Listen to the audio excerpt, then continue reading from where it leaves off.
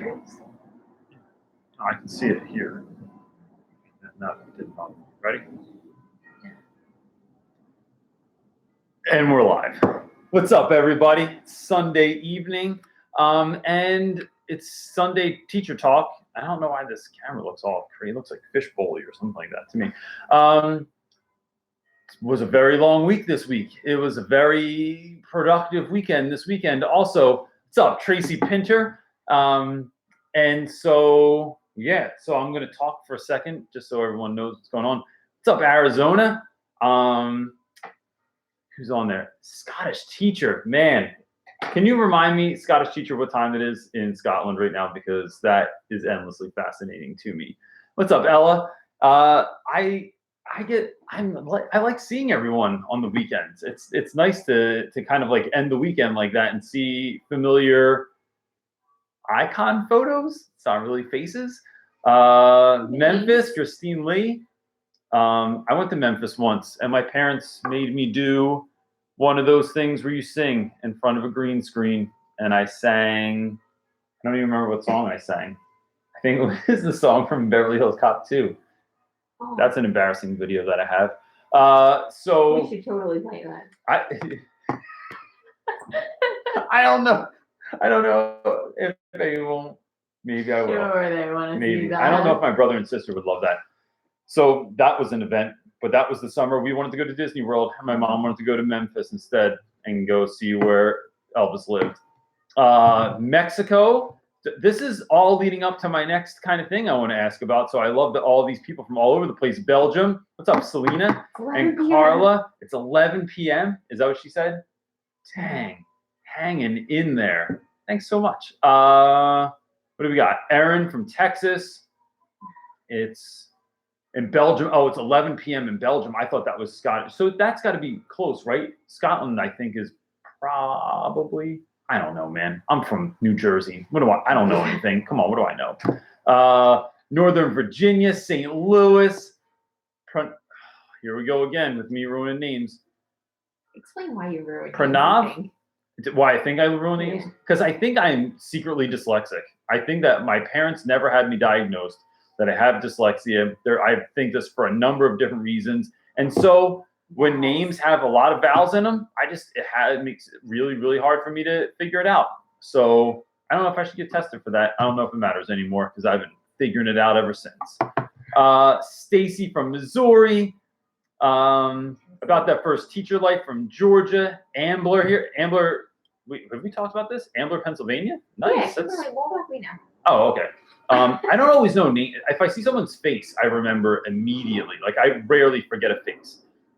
Except for those students that look like a baby in 9th grade, and then the next time you see them, they look like a grown man.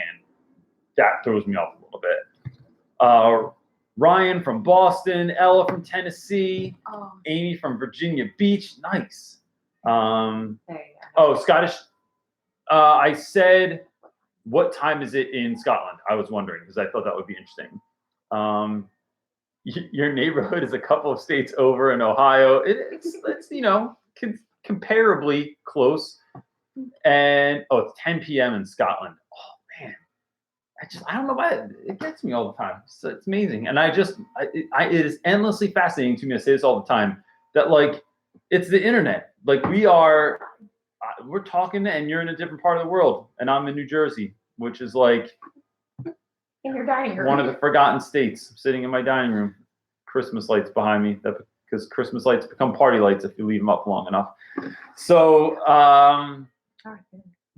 so a couple of things before I get started. One, I put out a video this week from my man Damian Sears, who is raising money to go to Iceland this summer. And he's having a little bit of trouble getting that money, but he's such a good dude and he's had such a tough year. And I don't usually ask for anything, but I just thought I'd make a video for him. And I did, and a lot of people donated, and it's been helpful and inspiring and kind of magical to see people that I never met face-to-face, like give something to a student that they never met face-to-face. So if you haven't seen that, I'm raising money. I'll put it in if you want, like you can go to the video and the link is in the description there and you can just find it. And if you have $1, hook it up. If you don't have any money, your thoughts and prayers are like just as appreciated because You know, he's never left the country before. He's a little bit nervous about going to Iceland, even though he says he's not. So I'm hoping the best for them. Then I have this awesome idea, right? And I'm going to get into questions in a moment. So if you have any questions, you can go ahead and type them in the comment section. I have this great idea that I'm not going to tell you exactly what I'm going to do yet, because it'll kind of take the fun out of it. But what I'm looking for is either a picture of you with your students, a picture of you in your classroom, and a description of where you teach, but you don't have to be super specific if you don't want to give your like school away. But like if you are in Boston or Virginia or Ireland or Belgium, like saying where you are and what you teach. I'm doing a teacher appreciation video this week, and I want to include all of you. If you don't want to say yourself, totally cool. Would you mind shouting out maybe someone that you really care about, a teacher that you think is really doing great? Maybe you had a student teacher this year. Maybe you know someone that's in college that's a future educator. Like, I just need a picture, or you could do like a 3 to 5 second video, which sounds very short, but it's a pretty long time. And like, it could be them with students, without students, just their picture in front of their school, whatever you want. Send that to me in my email, which is realrapwiththe.reynolds. Can we comment that on the bottom there? realrapwiththe.reynolds@gmail.com. Just email it to me. I put it out on Instagram today, and I've already gotten a whole bunch of emails, which I'm super stoked, because I want to do this thing that shouts some of you out, right? That, you know, we're all doing this. I just am the only one that's ridiculous enough to start a YouTube channel about. Well, I'm not the only one. There's a lot of other folks doing the same thing, but you get what I'm talking about. But it doesn't mean that people on YouTube are any better than everyone else. Probably many of you are far better teachers than any of us on YouTube. So that is not a diss to all my homies on YouTube. But I have this great idea. I really want to do it this week. So I need those pictures by the end of the day, like midnight, we'll say, on Wednesday the 9th. So this coming Wednesday, which is a short turnaround. It's really just take a picture and then shoof it off. I don't know how you shoof anything, but you like shoof it off to me. It's not a real word, but I just invented it. So you could just send that to me, and it's gonna be fun. And you get to be on YouTube for a minute. Like, cool. And then next Saturday, there's another. So this is Teacher Appreciation Week. I think this is I don't know if this is just an American thing, right? Like, we love naming days for all kinds of stuff, but like, it's Teacher Appreciation Week / day this week. So on Sunday next week, some of your favorite teacher YouTubers are doing a collaboration like we did at Christmas, where we all kind of picked a name out of a hat. I got someone that I really like, and then I bought them gifts and I sent them to them. And then I just did my video today where a very good friend of mine sent me stuff, and I got super cool stuff that I was really stoked about. I'm a high school teacher. We don't get anything for Teacher Appreciation Day. No one brings anything except for sass, attitude, and then I have to deal with that. So so I'm looking forward to that. So that will come out. That video will come out this Sunday at 8 a.m. Eastern time, 5 a.m. California time, for people that, I don't know, your kid got up and needed a bottle or pooped in I don't know who the hell's up at 5 in the morning, but yeah, on a Saturday, you know, Colby Sharp he's probably taking a run at that point. But you got anything? Yeah. Cool. So let's jump into it. I'm really glad to see everyone. Indy Kitty. A virtual hug to you also. I don't know what that looks like, but I very rarely make my wife laugh anymore, but because she says I've been telling the same jokes for the last 20-some years. All right, here we go. Question. Oh, snap. I just made it go away. It's right here. Carla is asking, Carla's in Mexico, by the way. How do you deal with the fear of trying activities with large groups? Oh man. What is that? My fear. How do I deal with my fear? Yeah, but I have a big group of rowdy students. Let's talk about this. I have a video coming out tonight, and I'm going to talk a little bit about this in there. The short of it is, I had a street artist from Chicago come in this week, and if you look him up on Instagram, it's Storm City Prince, right? and he paints like manhole covers. So like that hole in the middle of the street, they put that giant iron circle over it. He paints part of them, and then he puts canvases down on top of it, or he puts like a tote bag or a t-shirt, and he makes prints out of it. And so I DM'd him, and he agreed to come to my school, and he got his flight time mixed up, which meant that he was supposed to come like 2 hours earlier, which would have landed him here in my school during a very, very good class that I had already set up. I picked the kids. It was going to be great. When he flipped the time, it ended up being during my craziest class of the day, which has about 28 to 30 students in it. Then on that same day, I had a local middle school with a dozen of their students come in. So it's 28. I'm bad at math, but go with me here. 28 kids from my class, 12 kids from their school, 3 teachers from their school, my co-teacher, 2 girls from the local college that came in to observe my class for the day, and then all of the students that usually eat lunch in my room. It was beyond packed in there. It was crazy town. And the way that I handle that is I tell the students ahead of time that I want to try something crazy. And I don't tell them that they're the bad class or that I have to worry about them or anything like that. I want to try something crazy. And I think you guys are the best group to do this with. But I'm only going to be able to do it if we're cool. If we're not cool, I'll just skip it. I'll do it with another class and I'll shut it down in the middle.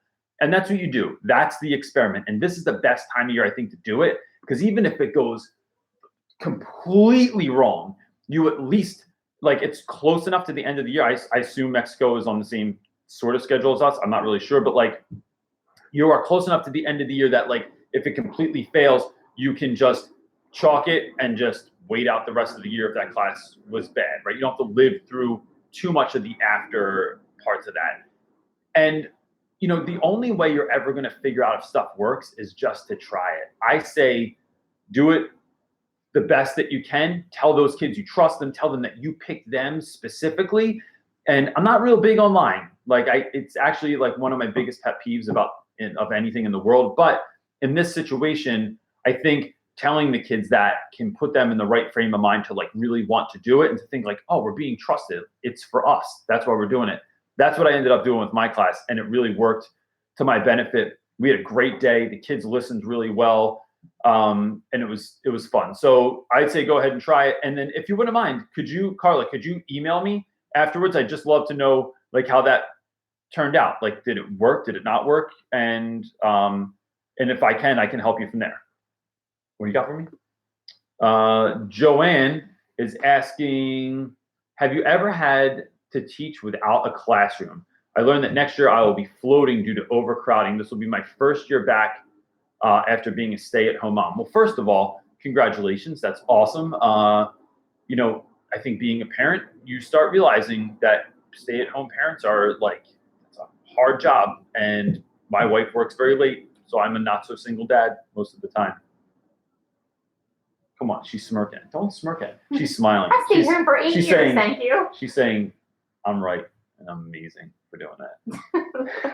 So, I have not been without a classroom, but there have been times that for whatever reason, during one of my classes, they will put me in someone else's classroom and have somebody else teach in my room, which makes zero sense to me because all my stuff is in there.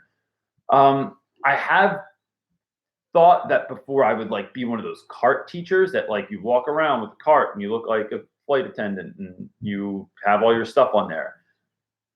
So I see all the limits of that. I think if I had to do it, I would just make it like the most awesome thing ever. Like, part of me wants sort of like someone to kind of throw a limitation at me like that, because I would want to make the greatest cart that ever existed. It would, like, play music and have lights on it, and it would have, like, secret compartments, and I would just totally customize it and make it super fun. And if you don't have a designated classroom, like, maybe your class could, like, one day a week you meet in, I don't know, the lunchroom or the library or outside, or you have like a kind of like a swing day where, like, yeah, we're on the road. We have no place to call home. We're going to make the best of every single situation that we can be in.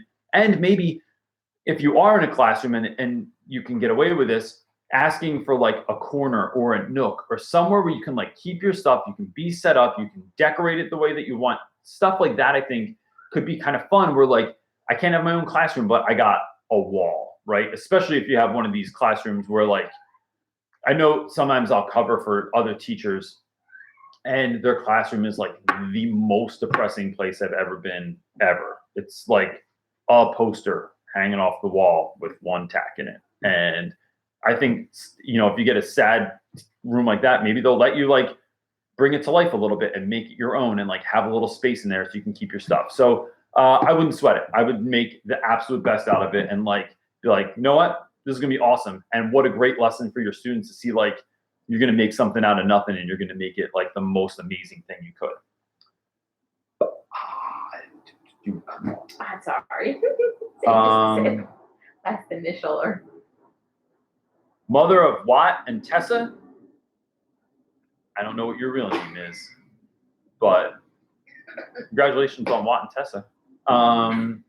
Question, do you require all capital letters of your students to read aloud at some point, or is it their choice? Nope, because I hate reading aloud. I think it sucks. And I can read, like I said in the beginning of this, I think I really have, like, I don't want to be like all, you know, like when you think something's wrong with you, and you look it up online and go to WebMD and it tells you probably have brain cancer or lupus. Like, I don't know why those are the two things you always tell you, but I think through my own kind of discovery, I have a level of dyslexia. And so reading aloud for me is not easy. And so I can read perfectly well quietly to myself, but I just find that a lot of kids deal with that. It's just not fun. I like to hear everyone read once because sometimes, and the reason for that is sometimes you'll find out you have a great reader. And if someone reads great, guess what, bro? You're reading aloud because we need it. Because everyone knows you always have that one kid that struggles a little bit, that always wants to read aloud and they want to read the longest part. And it's like, no, I need to give you something that you're going to succeed in, because every single time that happens, someone's going to end up dogging them or correcting them too much or laughing at them, and then it just goes south. So you want to put kids in positions where they can excel and be excited. So, what I would do is maybe check on everyone once and give them a small part to see if they can read aloud. If they really, really struggle, do not make them do it. Or you can give them, like, they read directions aloud when you're reading class. They'll read something so that they are participating. But I don't think that that's helpful for students, because some kids are just going to struggle even if they read well anyway.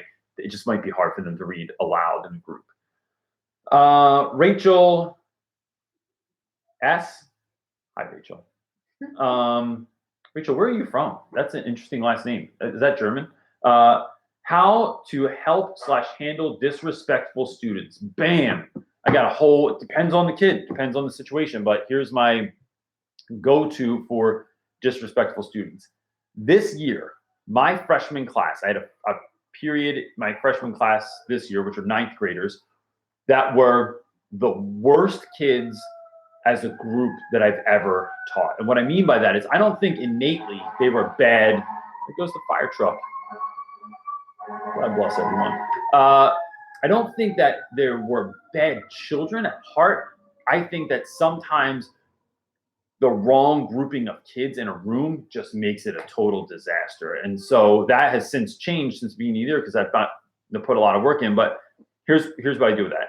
One, I don't back down from anyone. And I think that is like something a lot of teachers would benefit from, is like, if someone mean mugs you, if a kid looks super tough and like they're going to cut you if you look at them, guess what? Go ahead, bro, because I'm not backing down. I'm gonna talk to you because I really care that much about you, that I want you to do well. And I'm not gonna be like dissed in front of my class, because then that just, for better or for worse, just makes me look weak, and I can't have that in class. Like, I need to have the respect of the students. So this is what I do. If someone acts up, I usually say, hey, do me a favor. Can you just like step in the hallway for a moment? You're not in trouble or anything. I just need to speak with you real quick about something else. And then when you have that audience removed and you can talk to a kid one-on-one, my go-to is always, I ask them if I did something wrong. So that might look like step in the hallway and I say, hey, I wanted to ask you real quick. I see what we're doing in class. I see you acting this way. And I'm wondering if there's anything that I did that kind of like set you off or pissed you off and like is making you act like this. And sometimes you will get a kid that says, yeah, you called on me and I didn't want to, or you skipped me when we were taking turns, or you didn't answer my question. And you can, at that point, apologize, say, you know, I think that you're really important. I'm glad that you're in my class. I'm going to try to, like, I'm glad we had this conversation because it's going to help me to not overlook you again. And then a lot of other times you'll have kids that say, no, you didn't do anything. Like, or they don't realize what they were doing was upsetting to you. And without, like, they're not going to lose face because there's no one there. And then you go back in the classroom and that works a lot.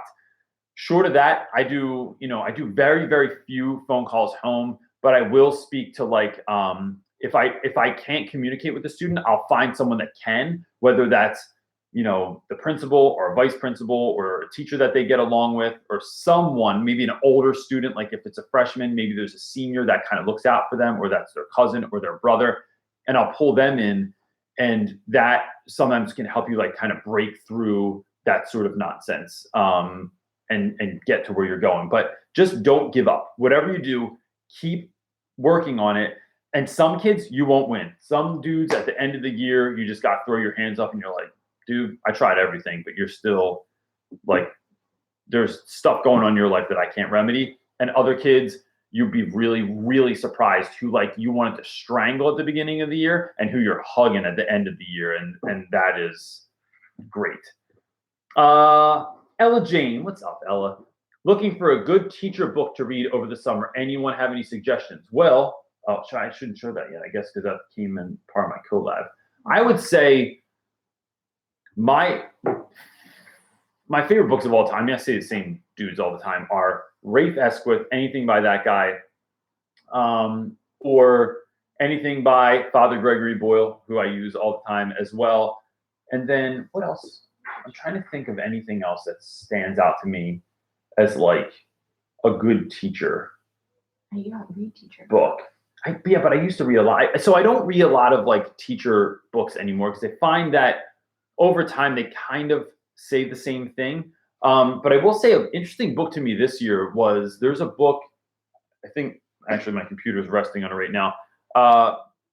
Is that the one? Tribe of Mentors? I think that's what it's called. Yes.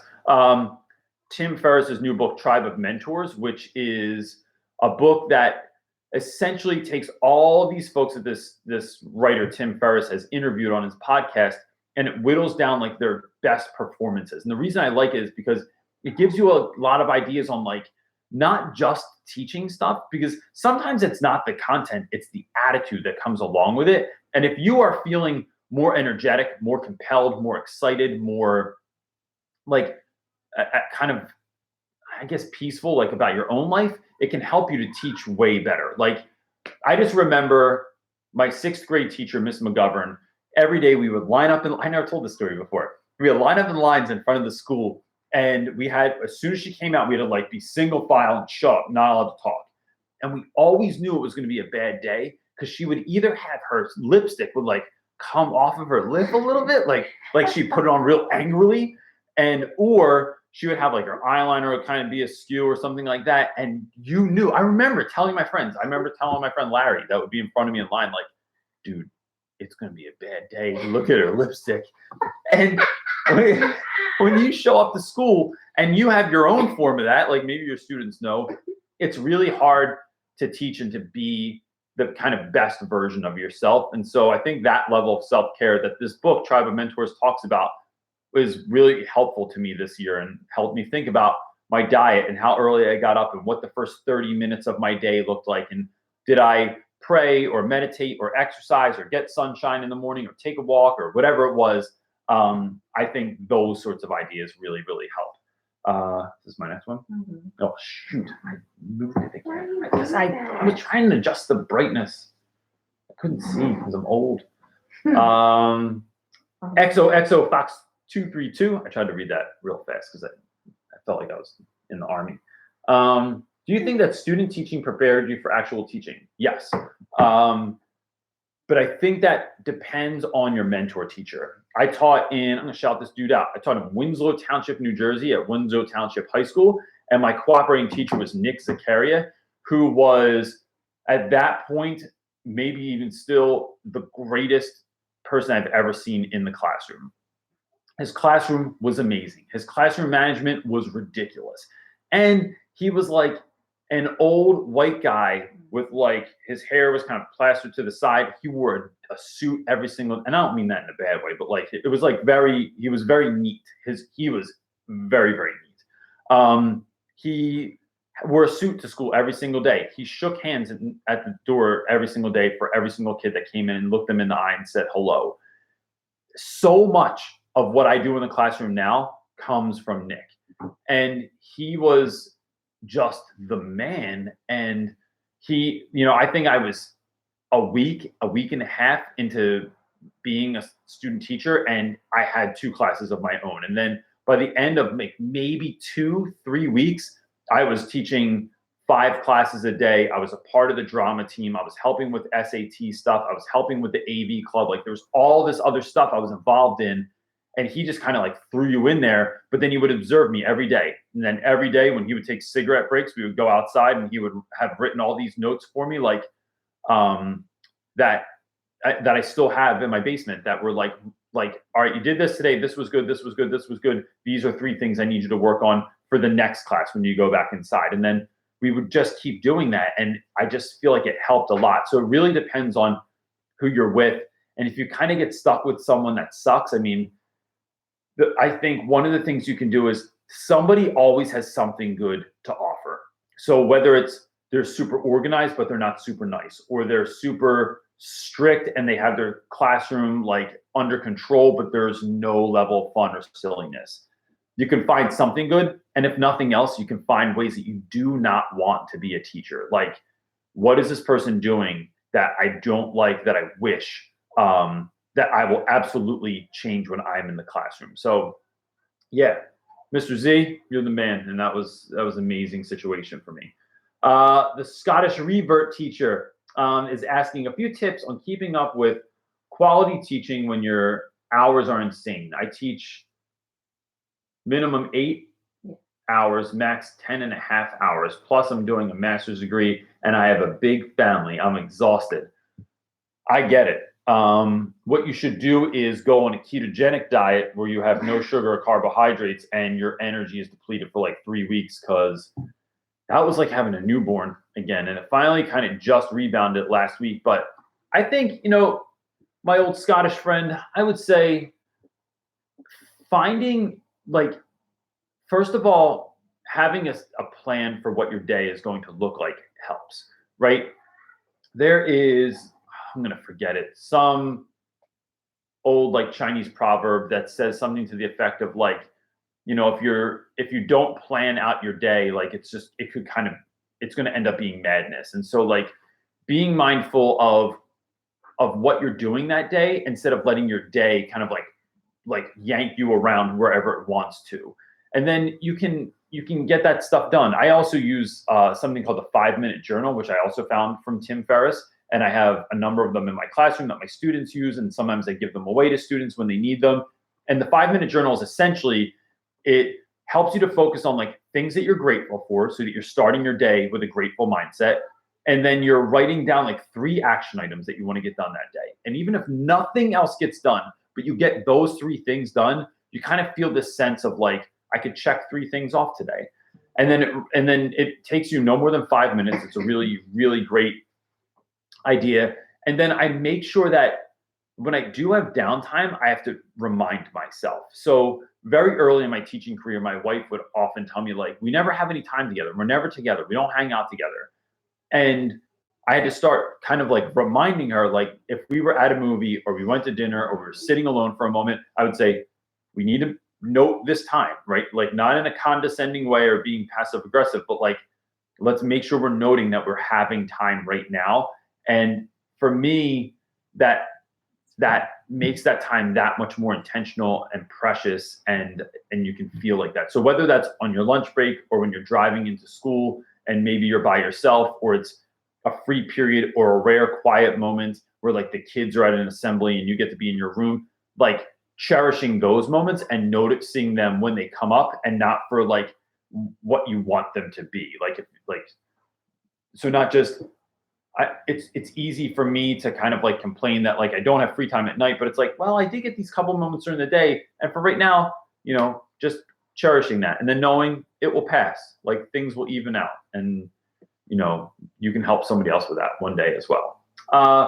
Kimberly Wallback is saying, I'm a teaching assistant. Do you think it's necessary to give any of the teachers that I am with during the end of the I'm sorry. I told you I'm bad at reading out loud.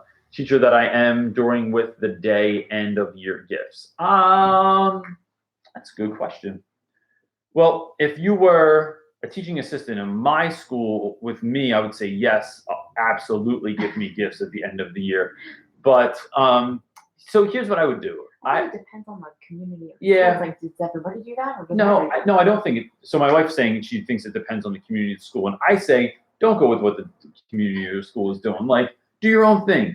Right? Would you agree with that? Yeah. I didn't want to feel like I was slapping your opinion down. It's fine. But I think one of the best gifts that you can give, because you like, especially because that can be expensive, is to write letters to people. I love writing letters to people. And even a bigger kind of step from that, one of the things I do for Teacher Appreciation Day every year is, and I got this from my friend at work, Hillary, who does this, and I just stole it because she could only do so many people, is maybe have kids write a real quick note to another teacher. So I'll print out like a template and I'll say, maybe your letter could look like, hey, this is what this meant to me. Thanks so much for the year, whatever.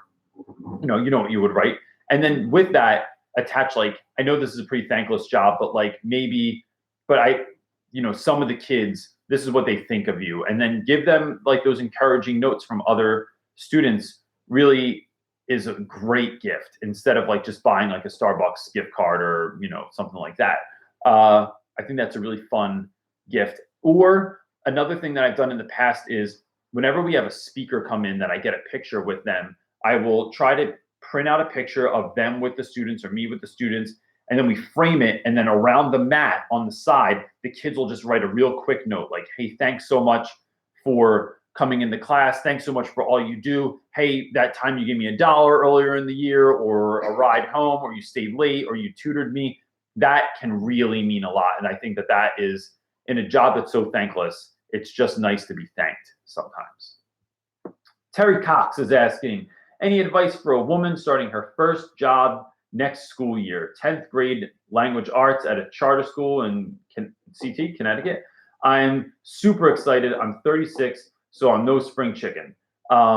So where does that come? Where does spring chicken come from? Someone's gonna tell you now. Could someone tell me where that comes from? Because I'm just interested. Because I'm going to assume that Terry is not a chicken. And so, yeah. So anyway, I don't know. I'm being ridiculous. But Terry, I would say, first of all, starting teaching at 36 could be even more awesome than starting at 22, because you have life experience. You don't have to just you're not going to pontificate about what it's like out there in the world if you don't get an education, right? And I'm not trying to diss anyone that's young, but there is a level of experience that people have when they are older. I didn't start teaching until I was 27, and I'd had several different jobs, several really difficult jobs, some good jobs. I'd gone places, I'd done things, and that just makes teaching that much more fun, because you have stuff, you have experiences you can draw on. And the other thing is, I would say, just be yourself. That is the hardest thing to do, I think, when you start teaching. You want to be, a lot of times, not saying you, but a lot of us want to be who we think we're supposed to be, or because we see the vibe of the school leans towards very strict. I could literally, at this point in my career, and I've only been teaching for 13 years, so it's not even been that long, but I would never, ever, ever start at any school from now on and not be myself. My classroom is going to look like the way I want it to look like. I'm going to wear robot arms on my arms. I'm going to blow bubbles in the hallway. I'm going to high five people. I'm going to do weird stuff. And sometimes the repercussions for doing ththings in my class are kind of odd, right? Like the tensions are sometimes very, very weird. But and I mean that by so one of the things I'll do is this is off topic, but I'm gonna tell you anyway. I will draw a circle on the board with Expo marker. I then color it in, and then I give a student 10 minutes to take a rubber band and flick that until all the marker is gone. And if it's not, then you have to stay for another detention. But if you get out of it, you're done in 10 minutes and you're golden. So I think having that personality, it's going to make you more comfortable. It's going to make you feel like you're not faking it. It's going to make you feel like you are more excited to show up for the day because you can pull things in that you want to do. The other thing I would do is find out immediately what your students are interested in and then become interested in them, even if it's just as a study so that you can use some of that. So I would go see several movies this summer that all your students are going to see. So like the Han Solo movie or the Avengers movie that just came out, or I'm not sure what else is coming out this summer, but anything you think is a blockbuster, like the Jurassic Park movie, and then let that inform your teaching. Whatever new album comes out this summer. So the new J. Cole album just dropped here, and my students are all listening to that. So you have to listen to those things because not because you want to be cool, but because you want to be relevant. It's all about culturally relevant teaching, and who your kids are is going to be different. So if you're teaching in West Philly, it's going to be a lot different than if you're teaching in the burbs in New Jersey or something like that. But if I don't know, I just think if I lived in a town where all the kids liked monster trucks, guess what? I'm going to get real informed about monster trucks. Do I have any interest in that at all? Nope, this much. But if they were all into rodeos or hunting or farming or rap music, I'm going to find those interests and then really learn them and let the kids know I'm not trying to be down. I'm just trying to be talk to you in a way and about stuff that I think you're interested in. So I'm doing this for you. My good friend Tracy Pinter. What am I saying? Oh, my wife is reminding me. I like that you know my line. I do. Teaching is a craft, and it takes time to get good. So if you're not good right away, do not sweat it. It just takes time. It's like anything else. No one sits down at a piano, and after a year you go, that's it, I'm done, sucks, and the worst, not playing piano anymore. Now, some people shouldn't. I know people that have no sense of that.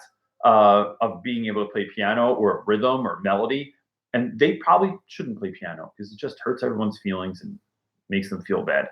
But if you teach and you take just the time to get better, you will get better.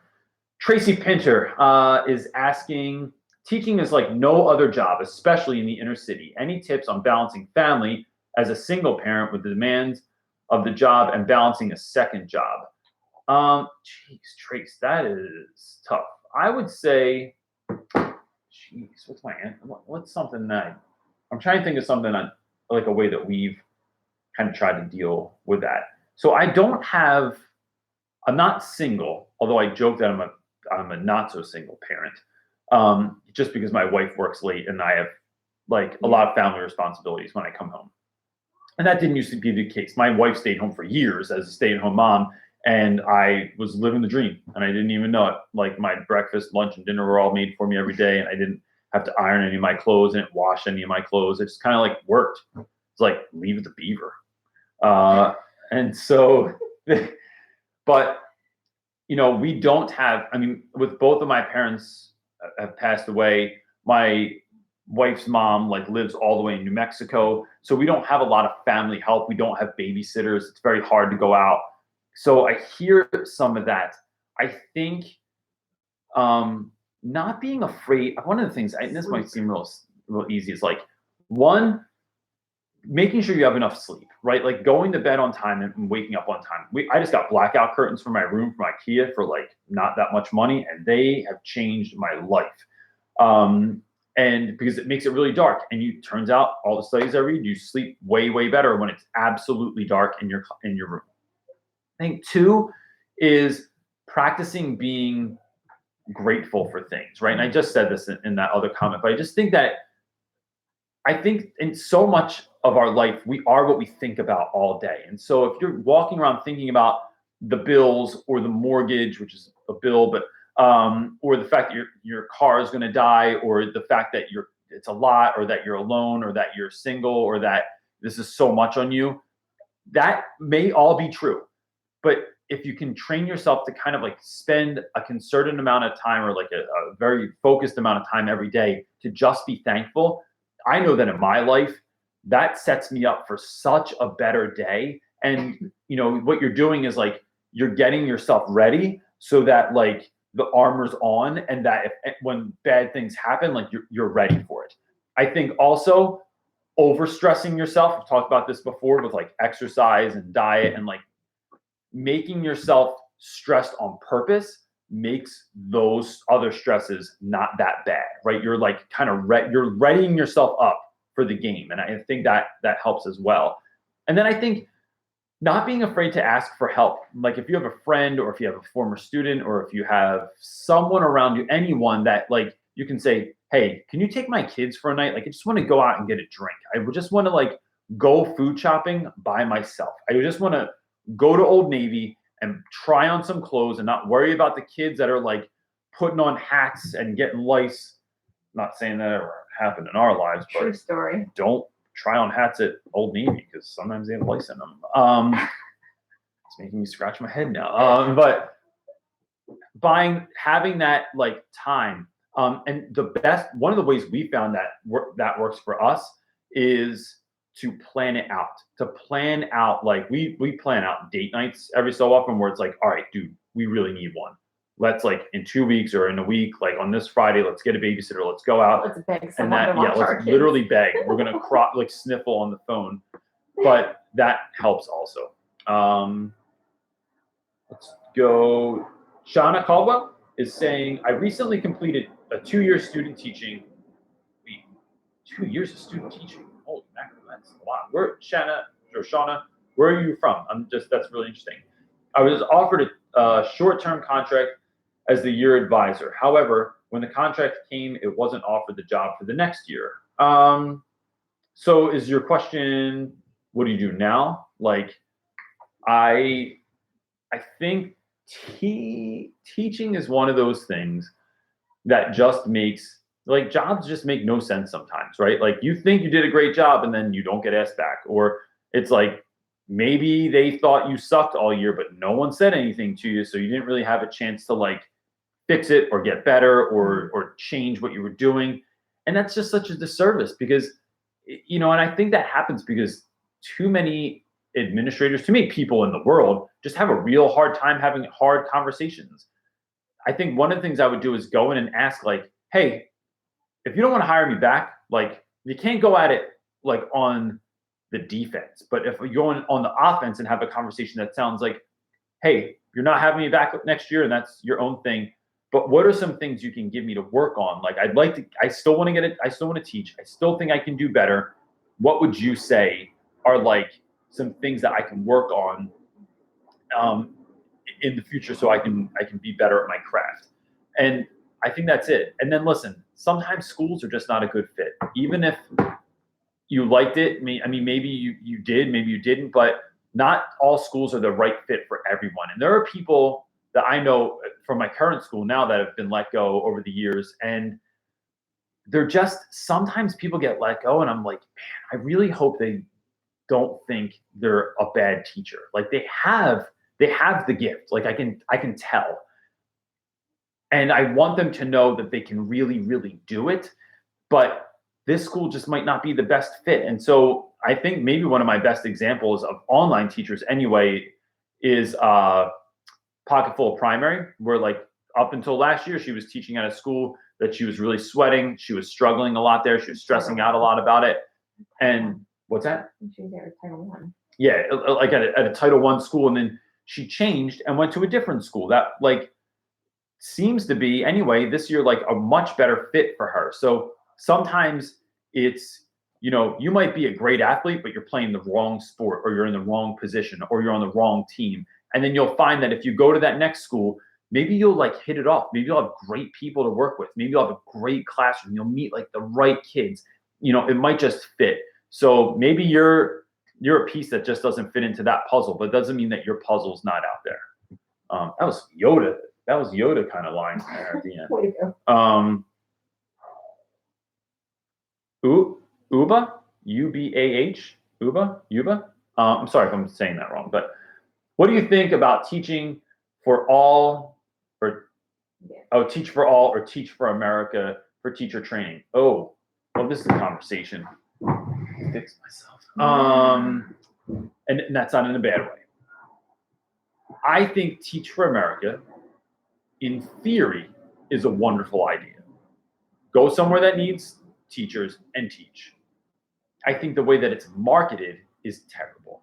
And what I mean by that is I feel like a lot of, and I might be wrong, and if I am, like, leave a comment and we can have a conversation about it. I worked for Teach for America for a while. I didn't do Teach for America, but I worked as one of their, like, they kind of need like a mentor teacher to be in the classroom. You watch the teachers teach every day, then you give them feedback. And I felt like, and what I heard from a lot of folks was that they were sold this idea that there are small brown people somewhere waiting, like they were praying at night for a good teacher to show up. And that when that teacher showed up, it would be like a ray of light broke through the clouds and shone upon their classroom and they would crush it. And that's just not the case. Like, kids don't care if you care.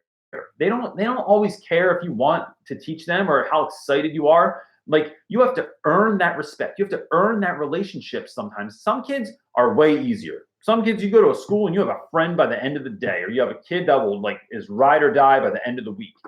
But a lot of times it takes a little bit longer than that. And I think Teach for America also kind of pushes this model where it's like, we're going to tell you how to handle everything, and this is the way that it works, and this is the way that you have to do it. And I don't think that's true all the time. I've seen a number of people get reprimanded for stuff that they did that I didn't think was worth reprimanding. I think it was the right move where they just got pushed back for it. Because some people fit into that model really, really well, and they do well, and some people don't. The other thing I don't like is that it's a 2-year service kind of agreement. And I think that when you're teaching in a Title I school, the thing that kids need the most is consistency.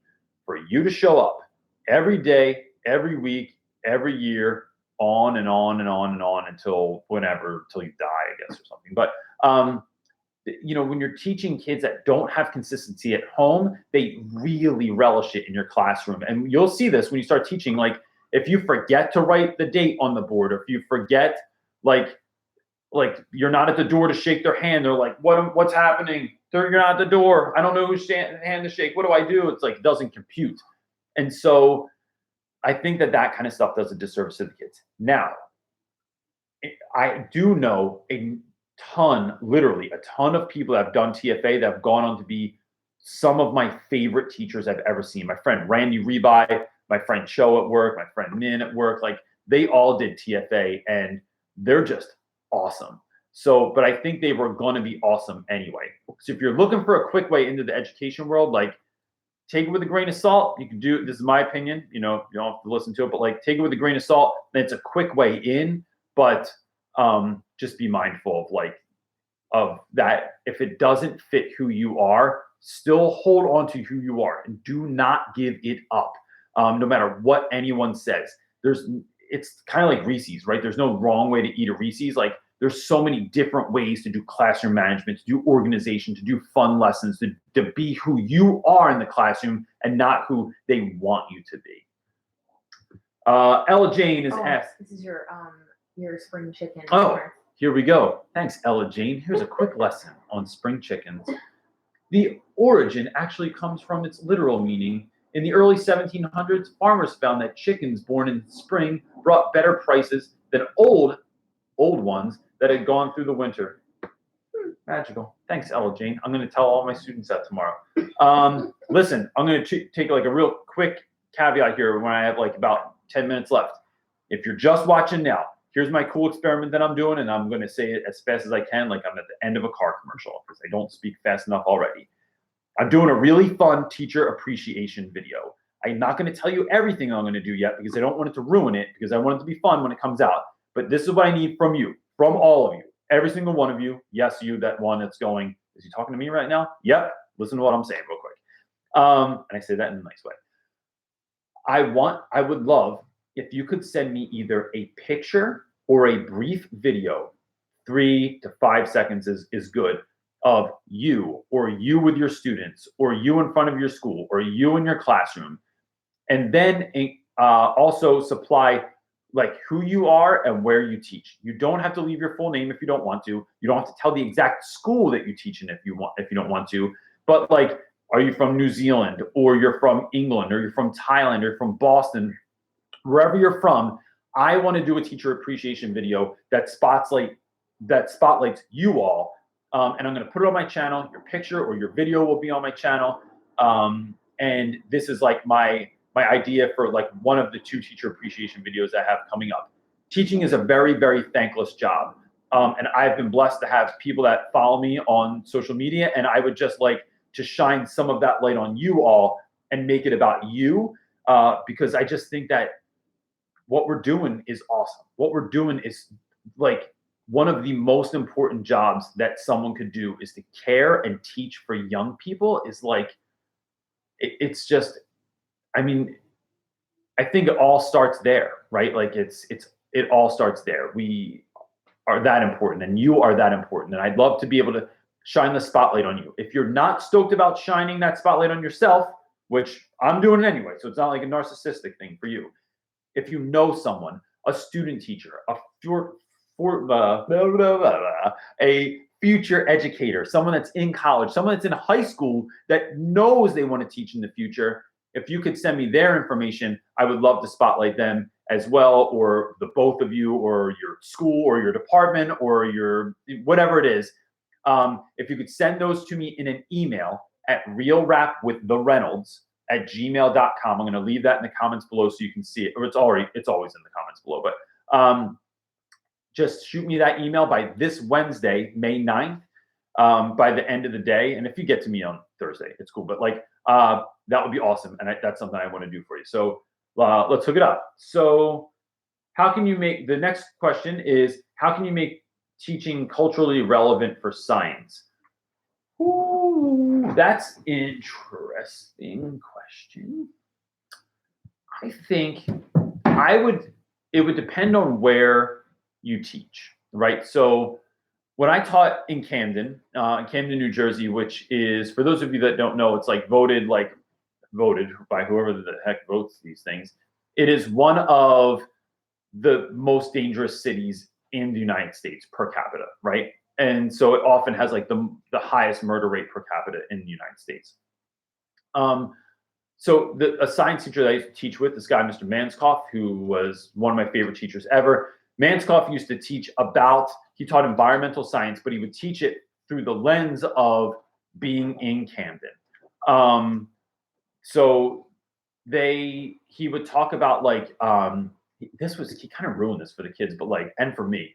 In the morning, we'd be out in the back of the school at our trailers, and the sky would be like pink and orange and blue. It was like magnificent looking. And sometimes I would get the kids to just kind of like breathe the moment in and like look at the sky and like taking it in, like we're hippies in a field of flowers somewhere. And then Manskoff would yell over, it's not naturally like that. It's because of all the chemicals in the air, because of like, what did he call it? I forget what his word was. It was like, I forget what the term was, but like he would talk about how like this was just because of all these pollutants in the sky. That's why it was that color. And it was kind of like, oh, he just kind of ruined that for me. Or he would take them to what is it called? The waste. What was that joint called that we went to? Yeah, it was like the poop factory. It was like when you flush your toilet, this is where all your waste goes. And then they like extract the waste from the water. And he wanted them to know, like, not only is this what happens when you flush the toilet, to be mindful of what happens when you flush your toilet, but also that was kept in Camden, right? Like it wasn't kept in some really nice neighborhood or somewhere wealthy. It was like in your neighborhood, this is what happens. This is where they keep literally mountains of human waste, and that's where it goes. Or the trash incinerator was there, and it wasn't all bad stuff. There was like things he would talk about, like they would find lakes or streams or places that they would explore. And I just think, in terms of cultural relevancy, it was like, here's your neighborhood. This is what's going on in your neighborhood and around you. And I think another way you can do that is by asking people to come in. Find speakers that you think are interesting, or your students will think are interesting.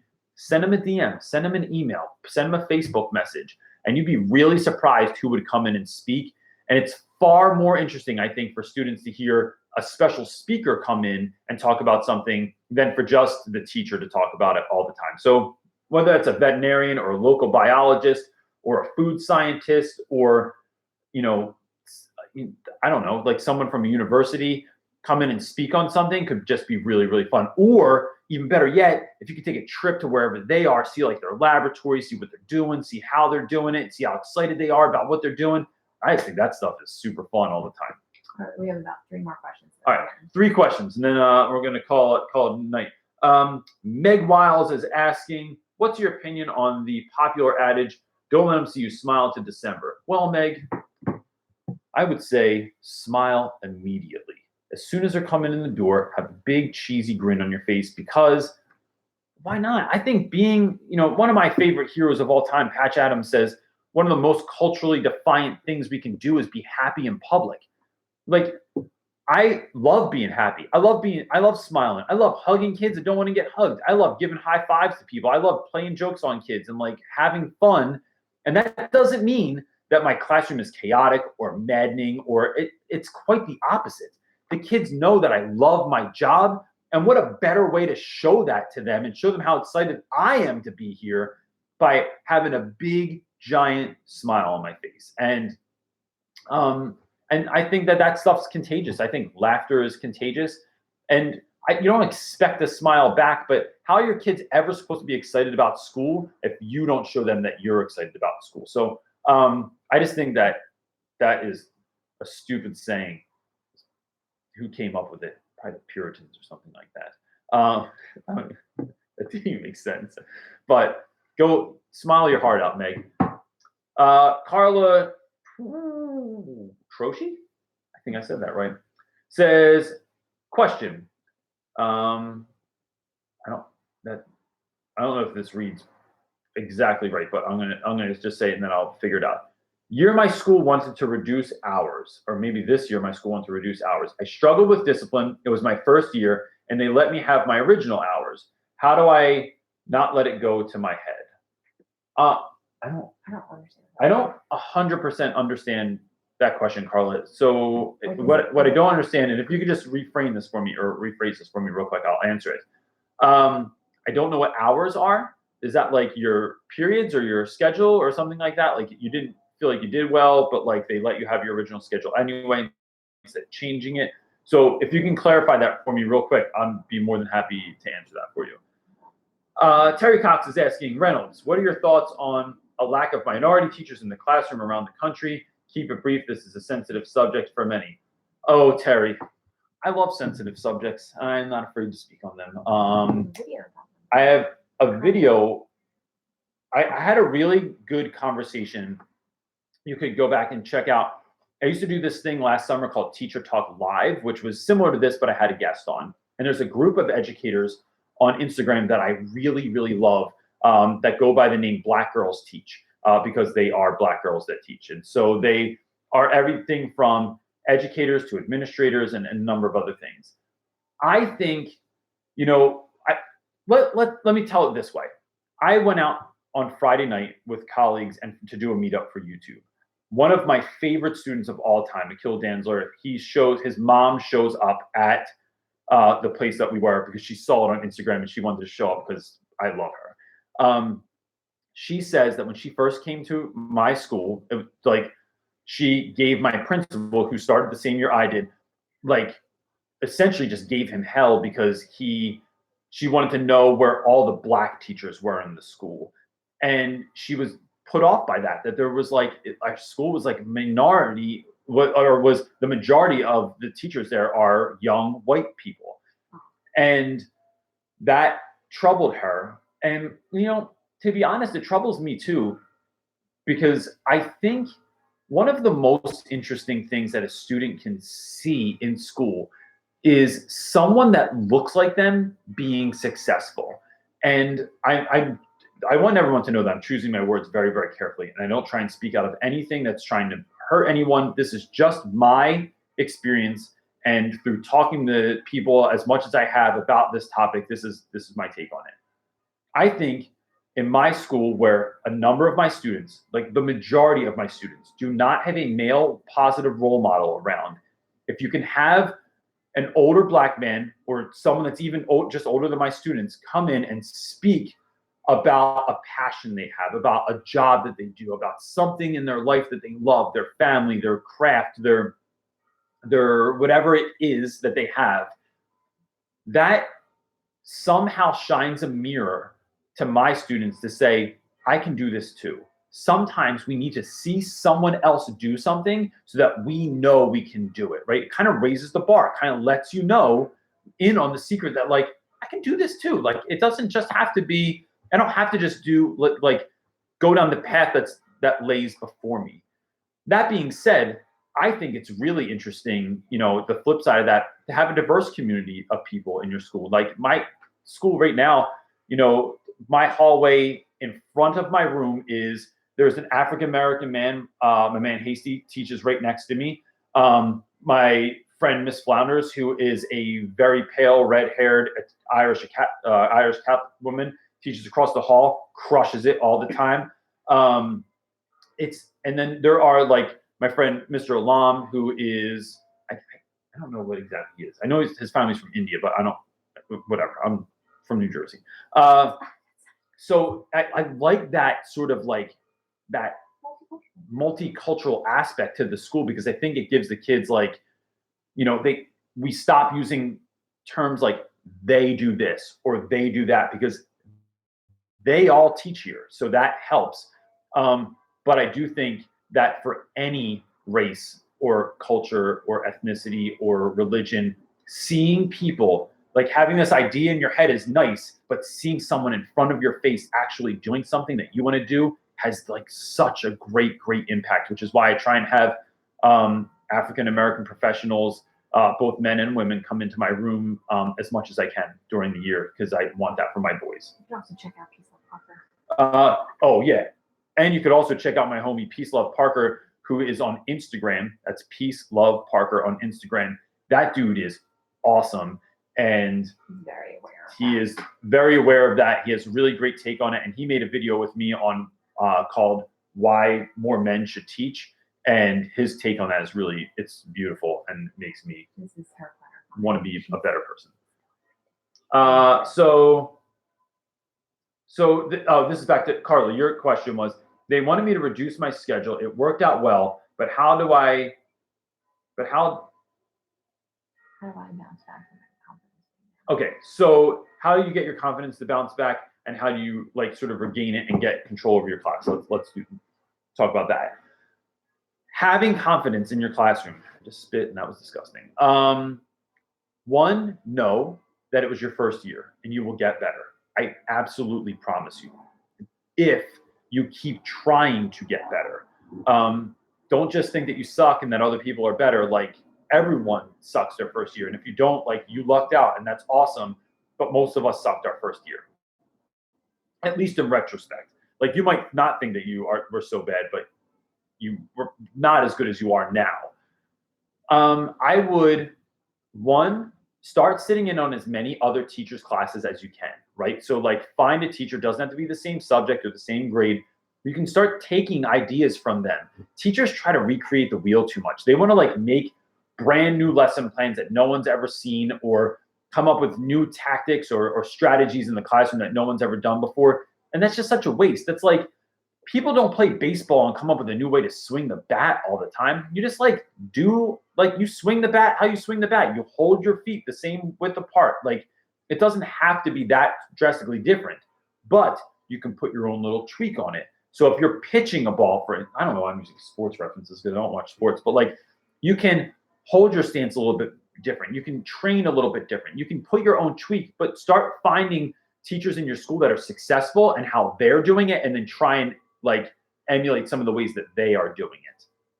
The other thing I would say is, for me, it always goes back to relationships. And I'm at this point, people have to be getting tired of me talking about relationships. I just think it's so fascinating that if you get to know your students one-on-one, the drastic effect that has on so many kids. Not all of them. You will still have kids that are jerks at the beginning of the year or at the end of the year that were jerks in the beginning of the year, and you can't change it. You're not the one, and that's fine.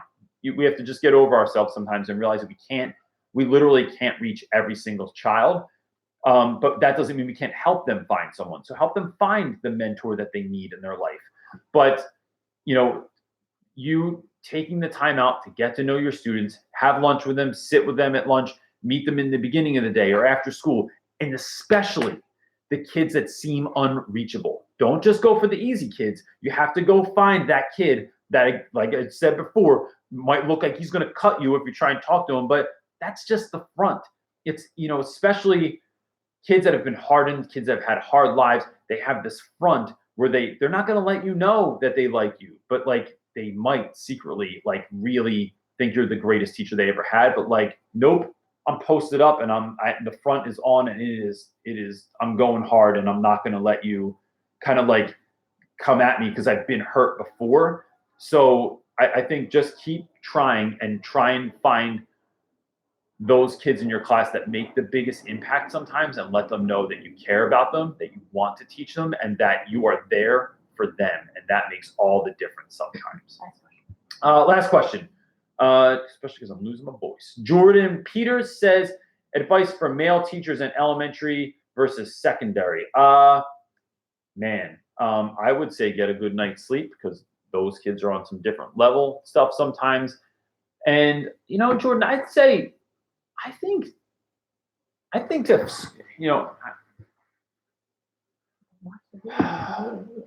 think I'm trying to think of how I want to say this and if this is what I want to go with. I think if school was more fun when you were younger, kids would have a better time getting through school when they're older. My kids are in second grade and fourth grade, and I know my second grader's teacher better, and she is lovely.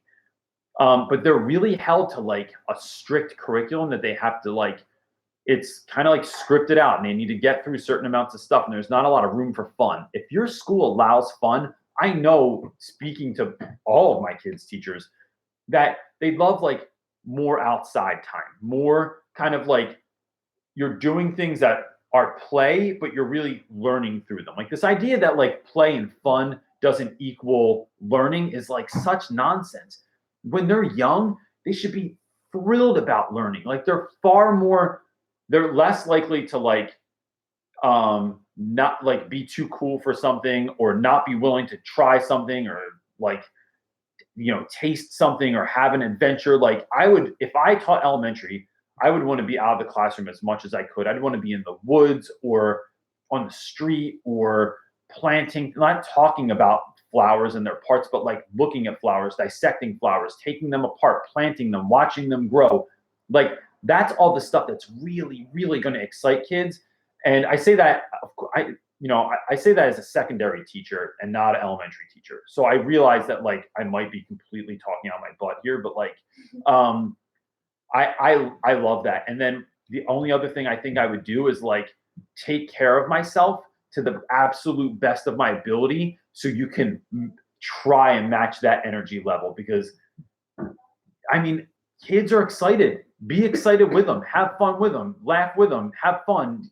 Be pumped up when you walk in, because that's going to get kids pumped up about being there. And I just think that that's the best. This goes to something that you just said. So this says, Travis Wilbur is asking, how do you find where those types of schools are? What was that? When you said like that you might not be like schools that give more autonomy, like a bit more freedom. Oh, I think so. How do you find schools that give more autonomy so that you can do some of these things? I think that answers a couple of questions. Is you interview the school when they are interviewing you. When you go for a job interview, make sure you read about the school ahead of time. Maybe you can maybe you have a friend that teaches there. Maybe you have a friend that has a friend that teaches there. But when you go in, have a list of questions for the school also, where they're not just like laying it on you and digging deep to find out who you are. Like, let them know, like, I'm trying to see if this is the kind of place that I would want to teach. Like, it looks like it, but let me ask you a few things about your curriculum or about your classrooms, or do you have block scheduling or regular scheduling, or like what's your view on discipline and on student achievement, and like the things that are important to you. Don't be afraid to ask about those also, or like ask about things like teacher autonomy, meaning like how much freedom do teachers have in the classroom to do what they want, or to read what they want, or to take trips, or whatever it is. That is, if I ever had a job interview again, I think I would spend a good portion of my interview asking those questions as well. So remember, you have power. You are, if you're great and you like, and what I mean by that is, if you care about your job, if the kids are your heart, if this is your passion, then that school should be damn lucky to have you. So don't be afraid to ask questions of them, because you want a good partner, right? Just like, I mean, when you go on a dating, you don't just, I never dated online, but like if someone sends a picture, if you see, someone wants to go on a date, you don't just go, yep, you chose me. Like, we will go on a date. You gotta look them up too. Like, see what the bio looks like, see what the picture looks like, see if this looks like a good fit for you, because maybe it's not. And did I just compare dating apps to school interviews? Yep, because it's kind of the same thing. But don't date people at school, because that can get real weird. Is that it? We good? Cool. Guys, you're awesome. Please send me your pictures. Send your pictures to dear old Captain Reynolds. In my email, which is realrapwiththereynolds@gmail.com. And I would love to do that. And if you jumped on here late, anyone that gave money to my man Damian Sears for that video I made last week, I truly, truly appreciate it. You are wonderful. And for those of you that are thinking and praying for him, thanks so much too. That's it. I got a video maybe coming out tonight. I'm going to go work on it now. See you then. Peace. Awkward ending, because I gotta hit this button.